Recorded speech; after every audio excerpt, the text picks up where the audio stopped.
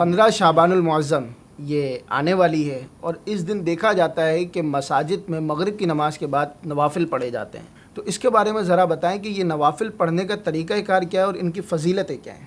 سب سے پہلے تو یاد رکھیے ناظرین، شب براءت بے حد اہم رات ہے۔ لوگوں کی زندگیوں کے بارے میں فیصلے کیے جاتے ہیں، اور اس رات اللہ تبارک و تعالی بنی کلب کی بکریوں کے بالوں سے بھی زیادہ لوگوں کی بخشش و مغفرت فرما دیتا ہے۔ اللہ پاک اس مبارک رات کی ہم سب کو برکتیں نصیب فرمائے۔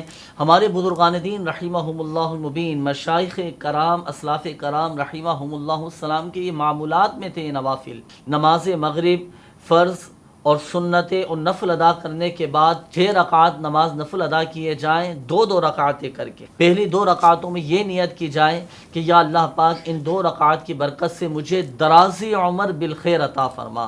دوسری جو 2 رکعتیں ادا کرنی ہیں وہ اس نیت کے ساتھ ادا کرنی ہے کہ یا اللہ پاک ان 2 رکعتوں کی برکت سے مجھے آفات و بلیات سے محفوظ فرما۔ پھر تیسری جو 2 رکعتیں ادا کرنی ہیں وہ اس نیت کے ساتھ ادا کرنی ہے کہ یا اللہ پاک ان 2 رکعتوں کی برکت سے مجھے بس اپنا ہی محتاج رکھنا۔ یہاں یہ بھی عرض کرتا چلوں کہ جب 2 رکعت نماز نفل ادا کریں تو ہر رکعت میں سورۃ الفاتحہ کے بعد چاہے تو 3 مرتبہ سورۃ الاخلاص پڑھ لیجئے، تو یوں اس طرح الحمدللہ عز و جل ہر رکعت میں ایک قرآن پاک ختم کرنے کا ثواب حاصل ہوگا۔